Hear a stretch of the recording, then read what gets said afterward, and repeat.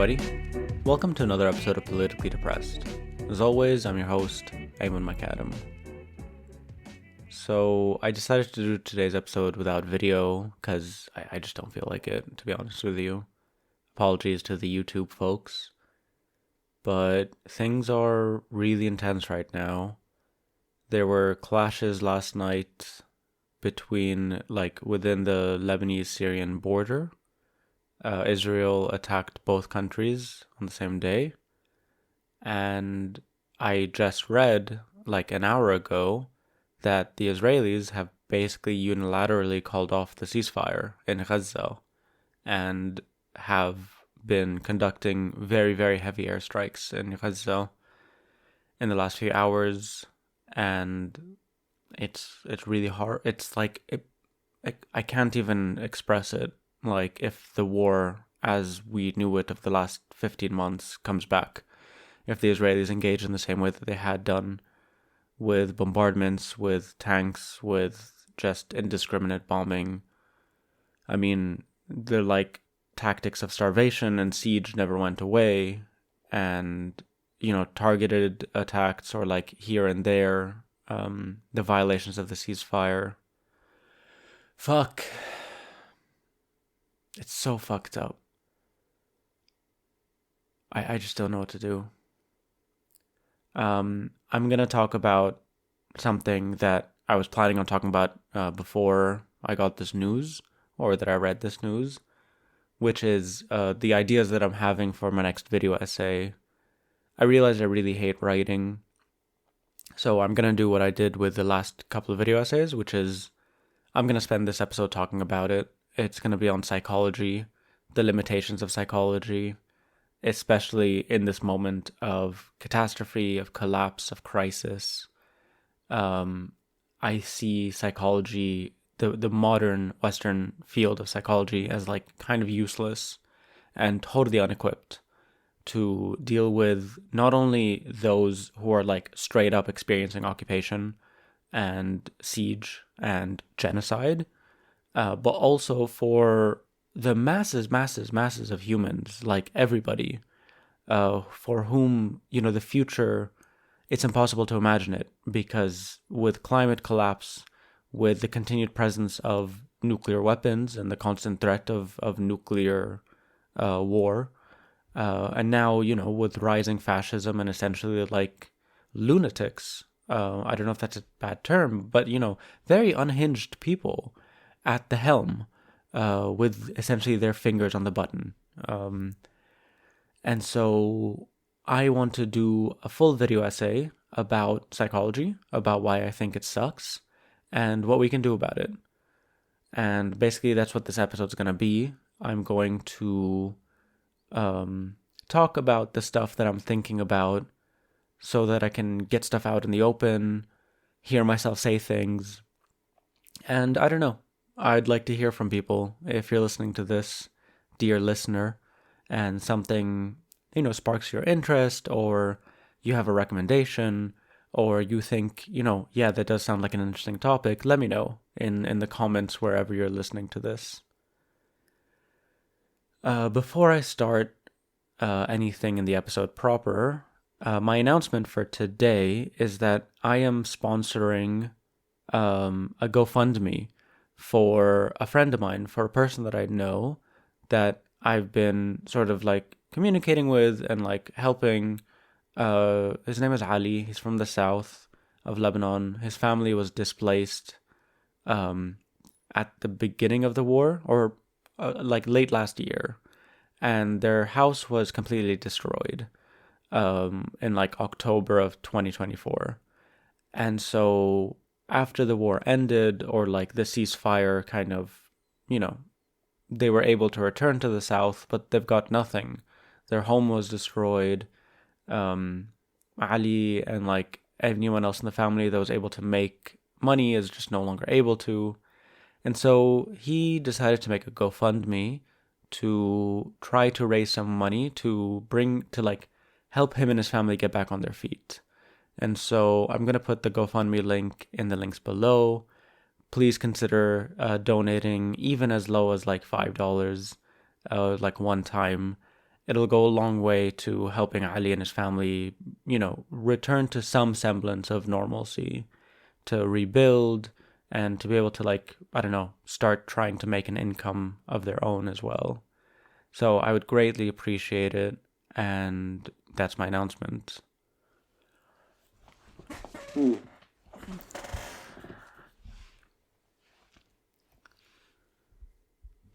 So, on to some headlines before I start the topic proper.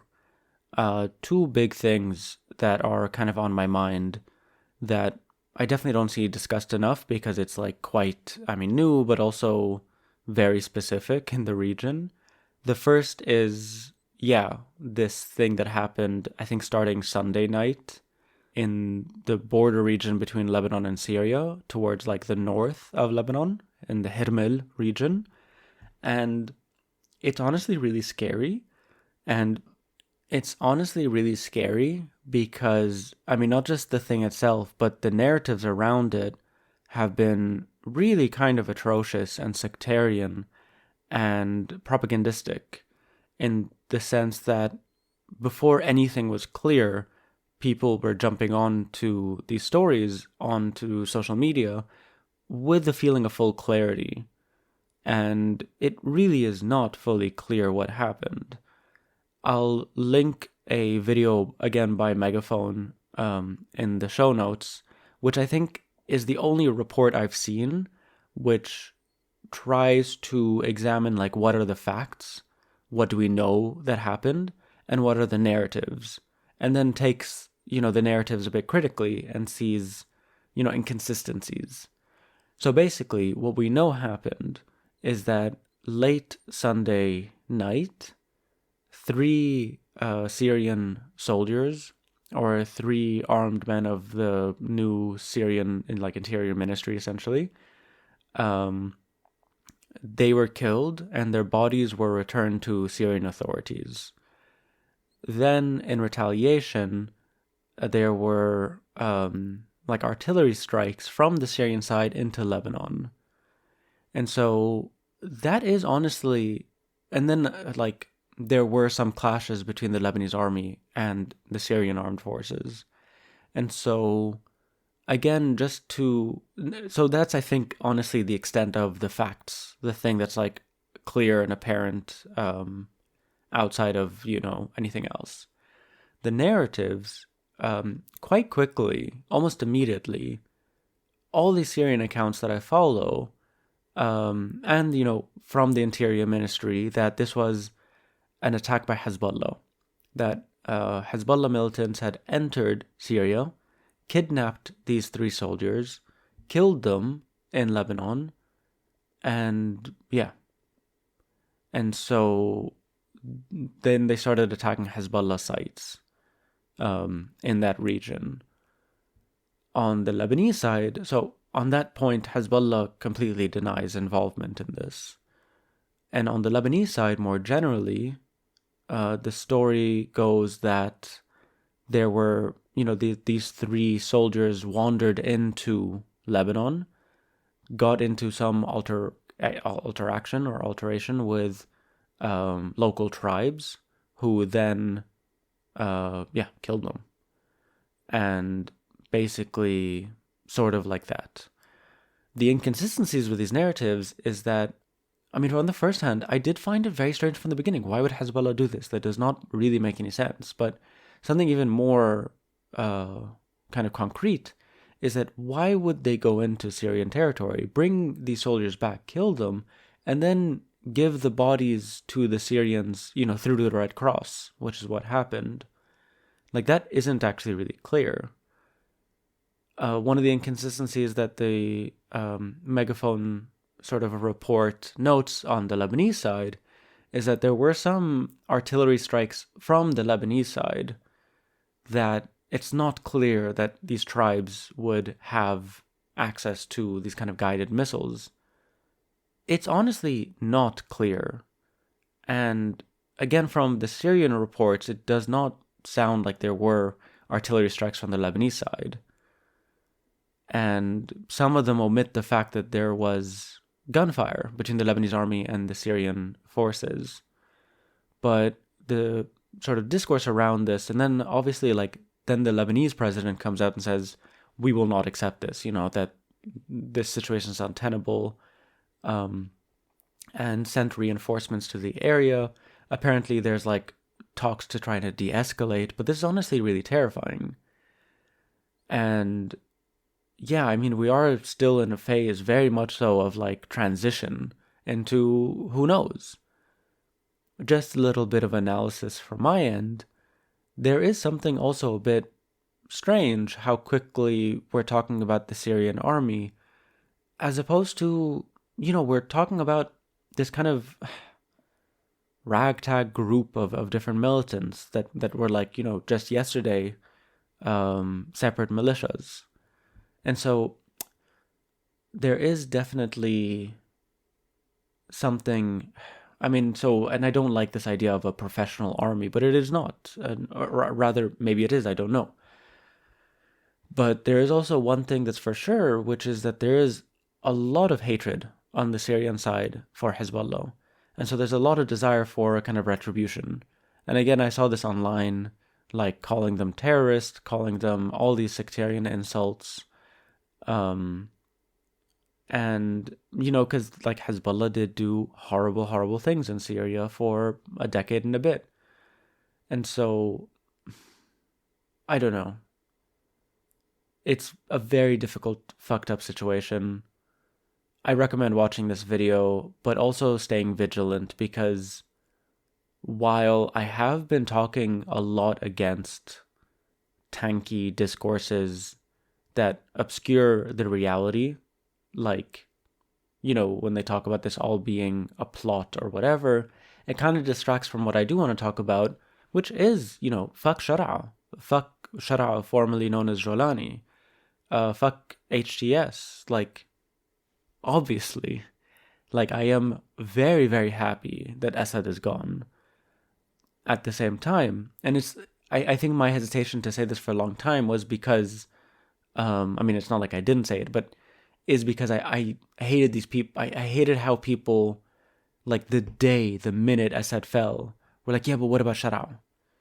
And so I think I'm over that for sure. Like, as in, whatever, I think you understand what I'm saying. Like, there are really legitimate threats and concerns and, which I had never had any illusions of, which I talked about immediately after when we were talking about the Kurds, when we were talking about Christians, when we were talking about minorities. Again, these are Islamists. We know how they ruled Idlib. We're not politically aligned. At the moment, like, we're describing it as an interim government, and we're hoping that it's an interim government. But regardless, for me, the hope that is, like, constant is in the people that are returning. And, there is a renewed civil society. Anyway, this was a much longer headline than I wanted to talk about. Just to note that at least 9 people were killed on both sides in the clashes that happened over the last 2 days. I should have started with that, but there it is. The second headline for today's episode is that something very strange happened, and you might not have heard of this anywhere else, but it's something that's quite close to my heart, which is something to do with the Druze of Swaida, of rather the south of Syria. And so maybe this is Druze news. But yeah, basically on March the 14th, so like just a few days ago, there was a group of about 100 Druze Sheikhs from the south of Syria who went to the occupied Golan Heights. They were allowed by the Israelis to enter, to visit holy shrines. Just to note, because I know a lot of people don't know anything about the Druze, we don't have mosques or churches or, holy buildings. The only things we have, we have areas of congregation, but not for prayer or anything. Like only for funerals or the like. But yeah, we only really have holy sites, you know? And so there's a significance there. This, I believe, is the first time such a visit happened in, like, I think, like, around 50 years. It's interesting because there is a sheikh, like a Druze sheikh. Sorry, and the word sheikh, it's the name of our clergy, right? Um, Dudes with these like sick mustaches and the hats and whatever. The mustaches that make me feel, basically, I'm envious, and it's my people, and like I really want to get one of those mustaches. Oh wow, the moon looks beautiful. I can see it as a reflection on my neighbor's window. I just randomly caught a glimpse of it. God, actually, I live in this apartment. I don't know if people know what like German style urban planning looks like, but it's very like stringent blocks, and so I just don't have a view. And so I just realized, like, looking at the moon right now, I never get to see the moon. God, that's beautiful. It's not a full moon, is it? It looks pretty close. Whatever. Anyway, sorry about that. What was I saying? So yeah, there's this like sheikh, a Druze sheikh in Israel, who's been pretty cozy with the Israelis. He was the one who kind of coordinated this meeting or this like gathering, and it's very clear that the Israelis are essentially courting the Druze in the south of Syria while also occupying more and more land. So this is definitely part of their ongoing encroachment and occupation in Syria. It's important to note that the town that these sheikhs went to initially was Majd al-Shams. Majd al-Shams is a really important place. It was the site of a massacre that happened a few months ago. A massacre of children. I don't know if people remember this, which the Israelis blamed on Hezbollah, but what Hezbollah like blamed or said that it was an Iron Dome missile that fell, that sort of misfired. This theory, I mean, regardless of who's saying it, is the theory that I believe the most. The Israelis control that area. If they wanted to show that it was, not an Iron Dome missile, they could have, and they couldn't. And people in that town said as much, said that it was an Iron Dome missile. But regardless, it is also a town that has a long history of resisting Israeli occupation, refuse Israeli citizenship, and is also, if I'm not mistaken, like a focal point of the Druze revolt of like 1925, where like Al-Atrash family is kind of originally from. That could be Sweda as well, but regardless. So that is part of a strategy. Jumblot, one of the like main Druze figures in Lebanon.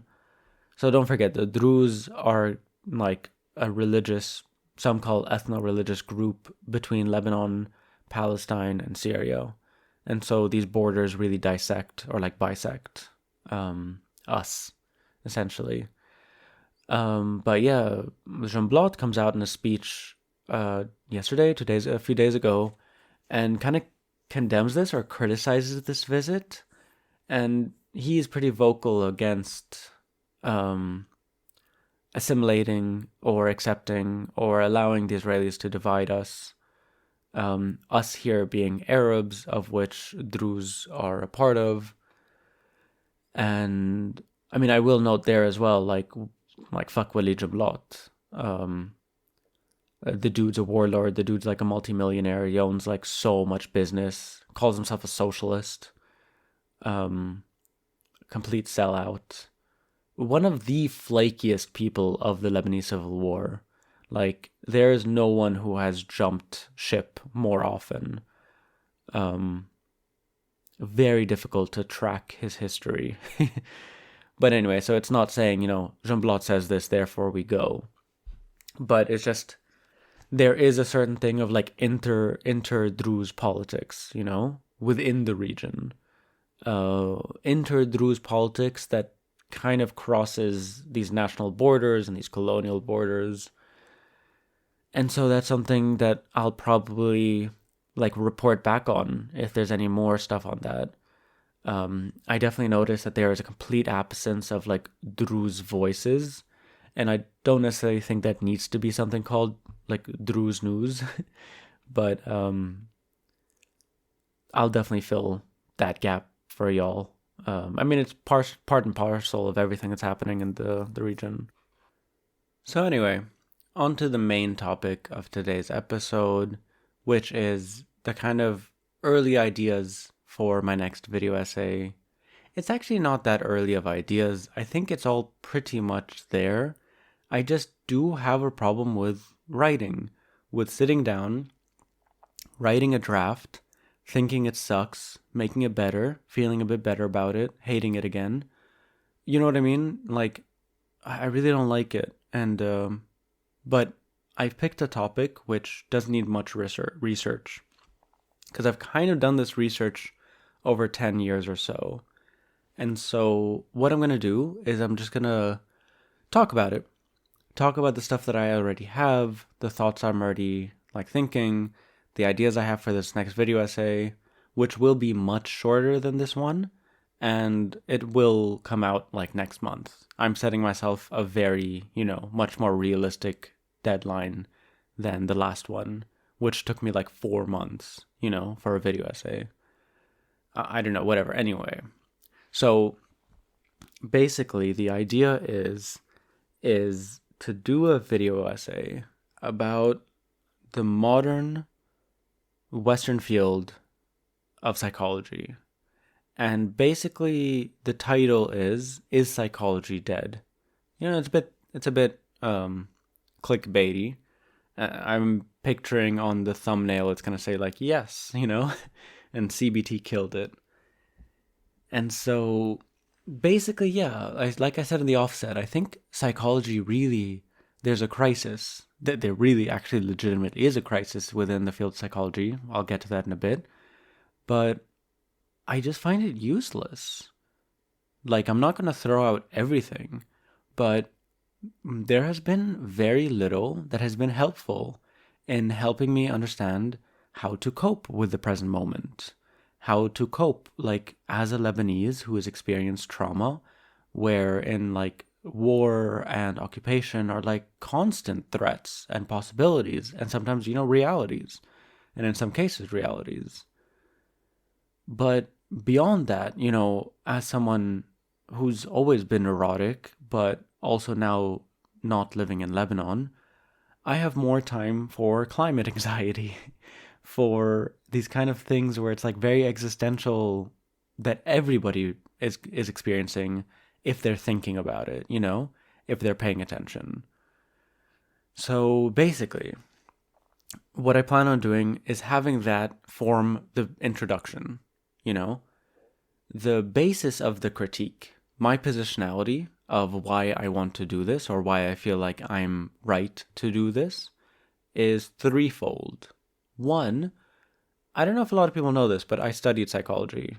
I studied it in high school, IB psychology. I don't know if people know about IB, International Baccalaureate, but it's functionally like college level classes in the last 2 years of high school. And then I did like 2.5 years of an undergraduate in psychology, which I eventually dropped out of for a couple of reasons, but mostly it was when I started studying statistics. When I got into statistics, because, you have to, I really started to realize like, holy shit, this is bullshit. I'm going to get into that a lot later. But so I do have like actual insights from within the field. Secondly, also I did really fucking well, even though I like never studied and I was like stoned half the time, but I was getting A's because honestly, the stuff is kind of basic. Secondly, I've been in and out of therapy for the last 12 years of my life. I've done many different types of therapy.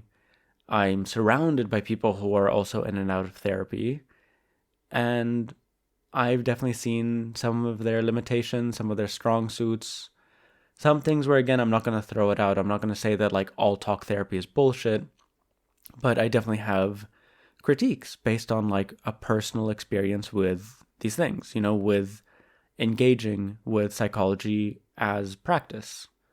And here, specifically with like psychopathology, with like what's described as abnormal psychology or clinical psychology.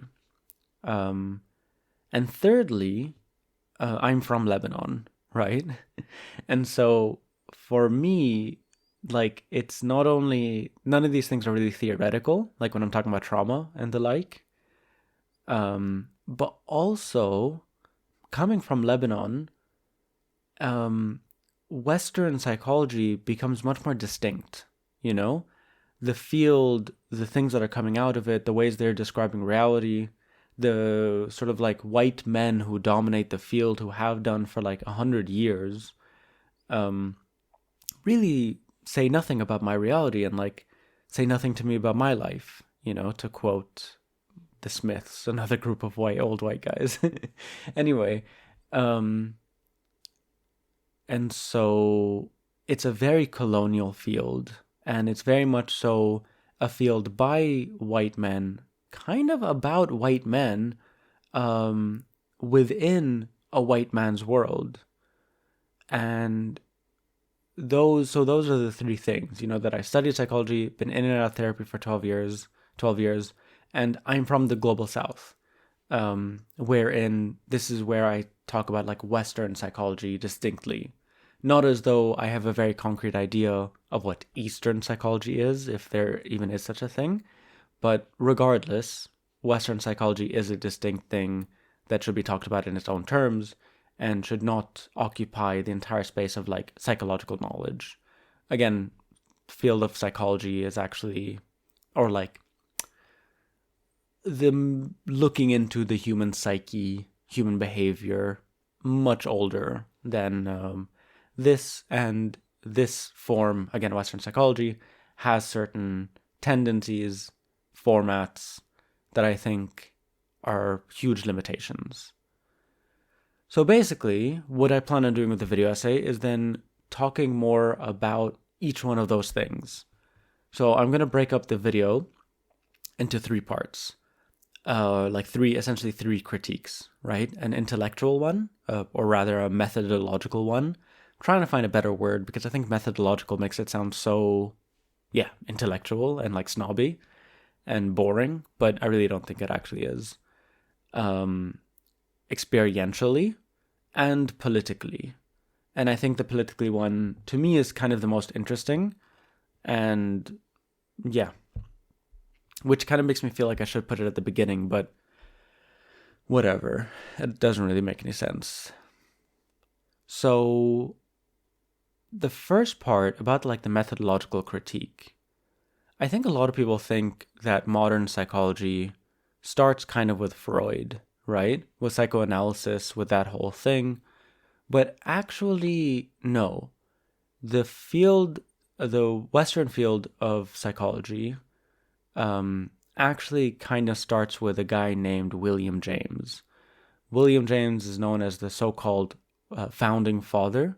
I believe he's the first person to create a laboratory for psychological study.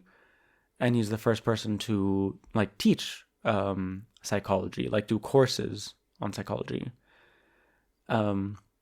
He was a big empiricist, and his whole thing was like, we can measure human behavior scientifically and we can study it using the scientific method. And that is really the mainstream.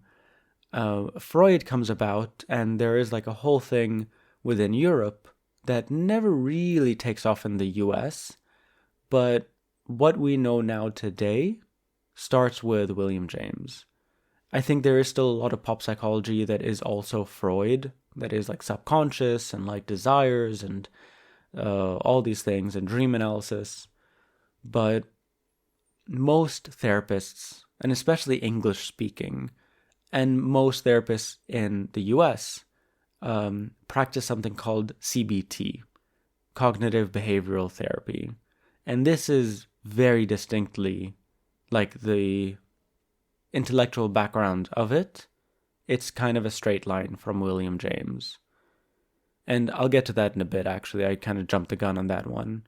But basically, the very idea, the whole notion of being able to scientifically explain human behavior, or behavior in general, that is the field of Western psychology that I'm describing. And so what do these studies look like? Like, if you've heard of psychological studies, you've probably heard some of these like more fanciful ones, things like, the Skinner box, for example, this sort of behavioral, the very famous study by B.F. Skinner, who we hate, we hate him in this household, puts pigeons in a box, and like, there are different manifestations of it, but it's essentially this idea that conditioning exists, and that if you give positive reinforcements, you can incentivize behaviors. If you give negative reinforcements, or punishment rather, you can reduce undesirable behaviors. Or you've probably heard of like, who is this, Zimbardo? The Stanford prison study. You put a bunch of guys in a prison, just arbitrarily give half of them the role of prison guards and half of them prisoners, and the prison guards become abusive. So, I have a lot of issues with these studies. Partly, they are actually flawed, literally, because they have been replicated, and the same results don't happen. But also by their very nature, they're kind of unreplicable. And replication is actually a really important concept and form within the scientific method. Basically, how you can determine if a study is valid, if its findings are valid, is if it can be replicated. And once it's replicated, it will breed the same results, Lay out what is the setup of the experiment, and if anyone does it anywhere, they'll get the same results. But sort of getting ahead of myself there a bit as well, but that is important to note. But for the most part, most scientific experiments, most psychological experiments, don't look like Zimbardo's prison study. Most of them are incredibly boring, are incredibly specific, and their aims are much more, let's say, acute. They're not trying to understand human behavior, or like, like in this grand sense, but there's like a very specific aim, Like, we want to see the effects of caffeine on attention spans of 15 to 20-year-olds in this school, blah, blah, blah, And so it gets very specific, which, it's meant to be. But here I have a huge thing that for the longest time I talk about at parties, and it makes me very fucking popular, as you can tell. But there's a massive, massive, massive fucked up thing within the field of psychology, which you only really begin to understand if you understand how statistics are used. And statistics is a core part of being able to basically see if an experiment goes according to plan. Like, is to basically see if the independent variable is having the effect on the dependent variable. I'll explain what I mean basically now. So, what a scientific psychological experiment looks like is you come up with an idea.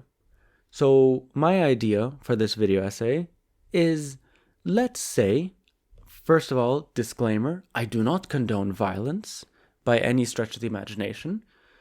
But let's say we wanted to examine neo-Nazis, and we wanted to see the effects of punching, what the effects of punching would have on their attitudes towards, let's say, ethnic minorities.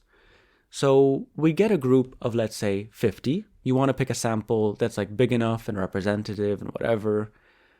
And you measure in some way their attitudes towards ethnic minorities.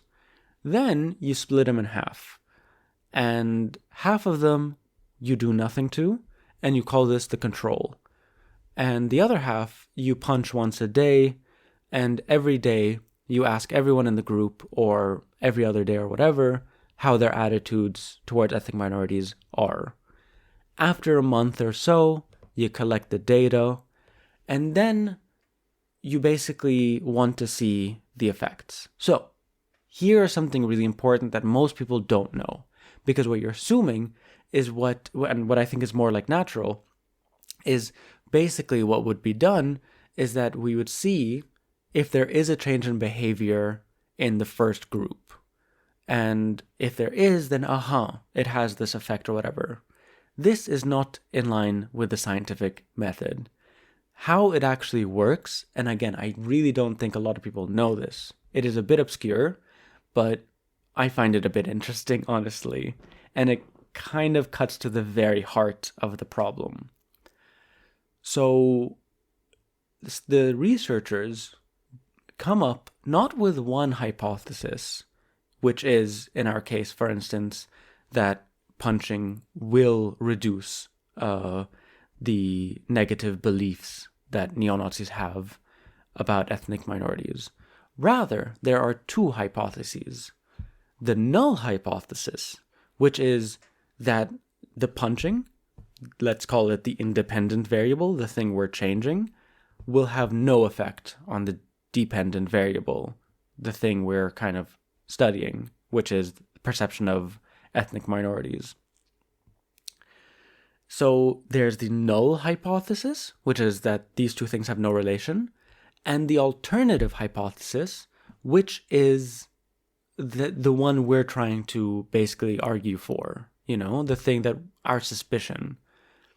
And so what you do with the data afterwards and the statistical analysis that you put the data through is not meant to prove that the alternative hypothesis is correct, but that the null hypothesis is incorrect. You want to prove that there is such an unlikelihood that the null hypothesis is true, such that there must be a relationship between our independent variable and dependent variable. And because the study, we have factored in all these other variables and made sure that, there was no other variables at play, that we believe it must be the effect of the punching. But then every fucking study will always end with, however, this study needs further study. This needs more research. So what is the measure to suggest that the null hypothesis is not true? What is, in scientific terms, a significant, what's the term? Like a significant effect, essentially. It's 5%. It's 5%. Basically, if the null hypothesis is untrue 95% or more of the time, then we determine that, okay, it is so unlikely that there's no relationship. Why 5%? Literally, it's bullshit. It's completely arbitrary. Like, some other people do 1%, some other... Do you understand what I mean? Actually, I don't know if I explained that very well, and it did take me a bit of time, but basically it's like, if, let's say, only 50% of the time we see that the null hypothesis is true, that there is no effect of the independent variable and the dependent variable, then we can say, oh, okay, then it's not a strong enough relationship to say that the null hypothesis is like basically never true. And so what is the point at which it's like, no, it's so unlikely because it never happens that there's no relationship, that the IV did not affect the DV. And so the number is 95%, which is completely arbitrary, which honestly, just that fact alone is has caused a crisis within the field of psychology. Because then there's something called the replication crisis. This you can Google. I remember 10 years ago reading it on Wikipedia, and only like a few days ago rereading that Wikipedia page, and I completely forgot for a moment that Wikipedia is like a living document. So not only is there like more info because more time has passed, but there's so much more writing on it. When I was like in psychology, like studying it, reading this Wikipedia page, it was quite small, but now it's quite substantial, substantive. And so what the replication crisis is, and it's most acute in psychology, although it has effects in other like fields of study, is that there's been many meta studies, that is studies of studies, that shows that there's a huge percentage of psychological studies that are unreplicable. That once they're replicated, or either they're unreplicable, or when they're replicated, they produce different results that negates the findings that the researchers claimed, or if you adjust that 5% just a little bit, if you say, okay, not 5%, let's make it 1%, poof, all of these studies are just untrue. The findings that they claim, let's say in our study about punching Nazis, if it did have an effect, we found that like there's like a 4% whatever, but someone else runs that same study, runs our numbers again, but using just a different statistical analysis, they'll find that it's a different number. Or they'll find that 4% actually isn't substantial enough. Or, and I found this really interesting, it turns out that there's a whole thing about when you decided to stop the study. Because let's say I said, okay, we'll do it for a month. And then after a month, oh, okay, see, these are the results that I was expecting. But why did I decide that 1 month was the thing? What about if I did it for 2 months? And then actually the ones that were punching become even more fucking Nazis because they're like, fuck this, why are we getting punched? Do you know what I mean? Like, there's deep flaws within the scientific method as it is applied in the field of psychology. And all of this has nothing to say about the fact that we are measuring human behavior. And behavior is the output. I remember Chomsky, most people know him as like a political analyst and commentator and whatever, but he's a linguist and that's his main thing. But he had this very interesting thing he said once about psychology, where it's like, that doesn't make any sense. Like, behavior is the output. Behavior is what's observable. Psychology being the field studying behavior. But there is no examination within psychology of what is driving the behavior. Where does behavior come from? Like, we know the external factors, the internal factors, or whatever, but that's what we should be studying, right? Like, studying behavior, as Chomsky says, is kind of like physics being a study of distance or of measurements as opposed to motion. I find that very interesting, and that's much deeper. I will not get into that in the video essay, but to me, there's like a deep structural methodological limitations within psychology to be able to come up with any viable knowledge, at the very, like, even at the tiniest level, outside of like these big questions that I'm trying to grapple with. And so then we come to CBT. CBT is the most popular form of therapy. It is the one that's like the main thing. Why? Because it is evidence-based. It is shown through scientific study that CBT, that patients that do CBT come out with reduced symptoms and reduced depression and reduced anxiety and reduced symptoms of trauma and the like. But are these studies valid? If there is this replication crisis, if statistics is at the core of these things, and a lot of these things are just plays on statistics, are these studies even valid? at the same time as well, who are the people that are being studied for CBT and for the effects of CBT? This is why I never read reports or like articles about psychological studies, scientists discover this or that. I look at the report, and usually it's in the report that you're like, oh, this is bullshit. Because, okay, they studied like 50 white guys in Wisconsin. Like, I don't think that's actually, then you can, what's the word? Extrapolate that into the wider population, let alone me. And so CBT is something I'm going to talk a little bit about in the next section, which is experientially, my experiential critique of psychology and psychopathology. I am noting that I've been talking for a long time, so I'm going to slow down a little bit and basically like rush through the rest of this because I don't know.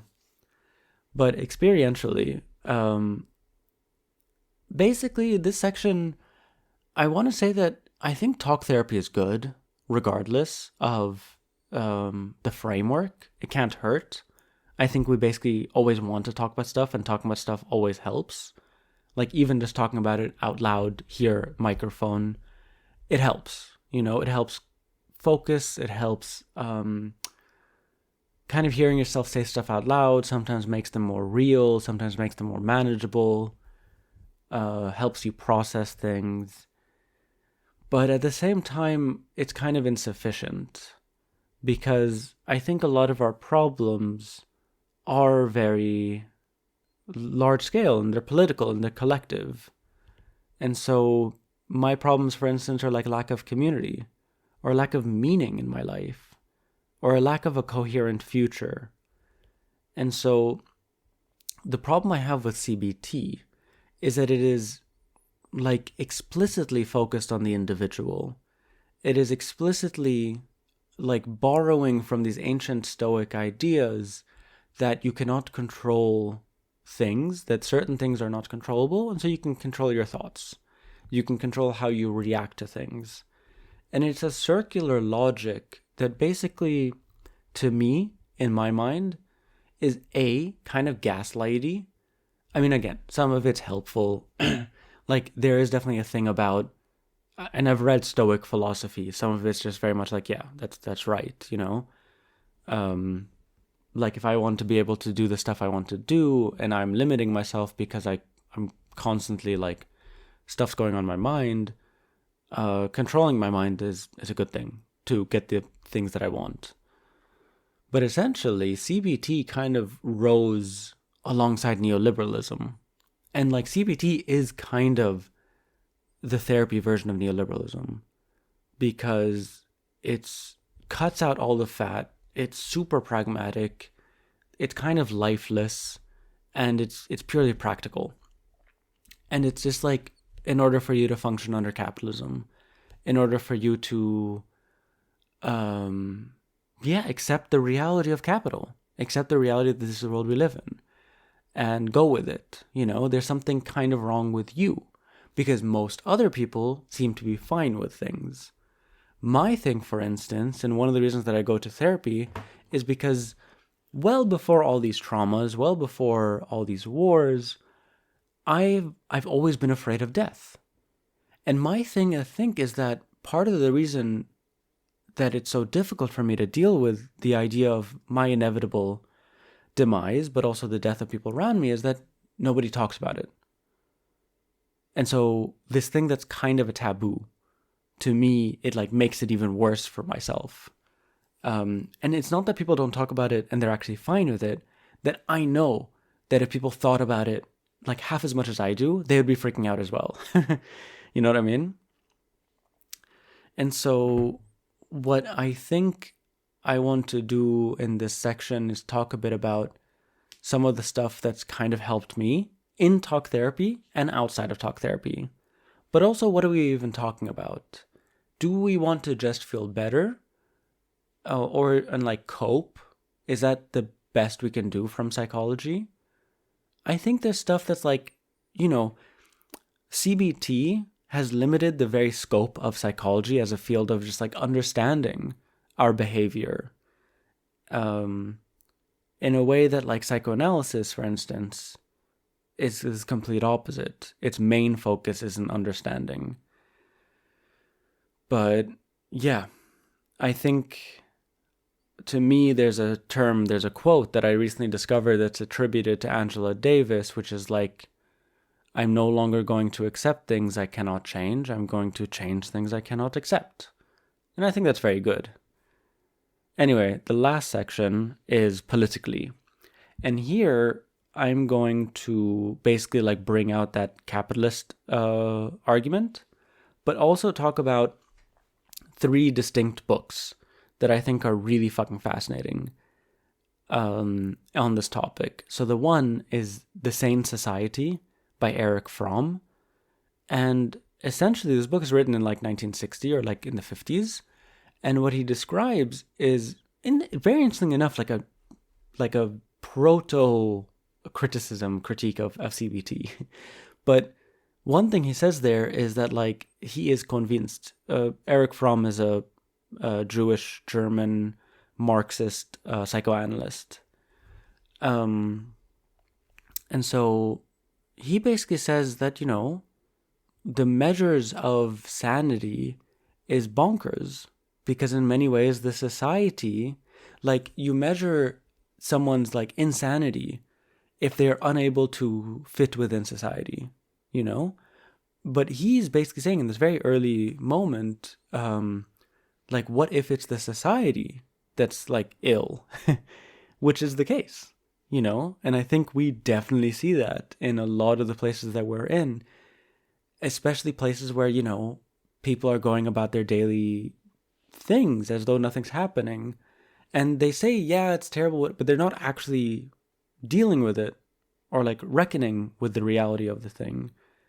And he has a thing where he's like, if for 4 days there's no TV or music or radio, the hospitals would be full of people having like psychotic collapses.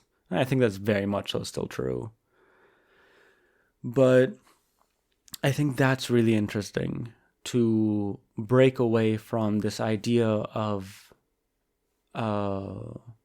this. It's even like an anti-stigma thing, that a person who is depicting so-called like depressive symptoms or anxious symptoms, or trauma, or symptoms of trauma or whatever, and it's like, oh, you're not able to cope. But it's like, no, but the problem is society. It's society, not me. This is going to end up being my longest episode. I'm sorry. I'm going to try and wrap it up. The other one is Man's Search for Meaning by Viktor Frankl. Also another Jewish psychoanalyst. He's Austrian. I don't think he had a big Marxist turn.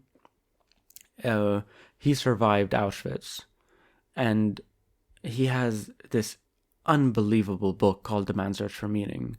And I recommend this to absolutely everybody, because the first part of the book is kind of harrowing, because it's like his memoirs it's a short book, and his experience as an analyst and a survivor, like someone who experienced it, the concentration camps. But then he uses that experience to basically reify the theory that he had, the thesis that he had that was stolen from him by the Nazis, the manuscript about logos therapy, that he basically says that our core anxiety, our core complex, is a lack of meaning. And I think that is, again, very much so true. I might want to go into Fanon, but I don't know. Fanon is not that easy to read, to be honest with you. But another thing I want to bring up is, I recently discovered this Palestinian psychiatrist, Dr. Samah Jabir.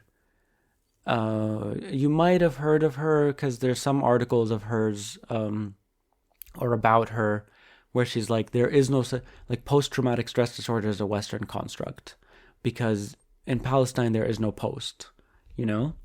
But also that there must be a new distinction between like depression and what she calls like justified misery or like justified anxiety, because there's one thing to be paranoid and to be afraid that a bomb's going to go off when you've never experienced a bomb and you're like in Milwaukee or whatever. But if you're in Gaza, if you're in Palestine, if you're in Lebanon or Syria, that might happen, you know? And so a lot of these constructs or concepts are kind of just invalid. She builds on it in her practice, but she's and she is a psychiatrist, so it's not like she's like, fuck all this stuff, I'm gonna be a community leader or something. But there definitely needs to be a rethinking and a resalvaging of some of the things that, how are we gonna cope? How are we gonna stay sane? How are we gonna stay active in this moment? And so I think there is, to return to that quote by Angela Davis, a need for, movement building and activism, an increase of like discussions, like psychic and spiritual discussions within activism, but also more activism within our very like understandings of like psychology and the like. I think the one thing that people seem to do that, and I've definitely experienced this, that to make you feel less fucked up is to get more involved. And no matter how small. But I also think that it needs to have a bi-directional thing, that our involvement also has to incorporate some of these principles that of like healing, of trauma, of like collective healing, and like not just pinning it on me and my psyche and my bad thinking and my bad learning and whatever, but in the us, and building a kind of strength and a purpose as well. It can really give purpose. Anyway, this was way fucking longer. I think one thing that I learned talking about this is that actually I've got a lot to say on the methodological side, and I might need to cut a lot of it. But y'all let me know, actually. Tell me, was that interesting? Like, I think it's information that people don't know, but is it stuff that's worth knowing?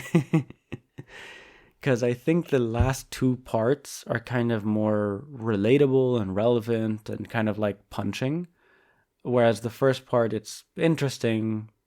I mean, it sets up the basis of the critique, but also kind of gives me a bit of a appeal to authority. Like, look, I know what I'm talking about. I'm not just like a depressed guy who's overplaying his like, formerly colonized card.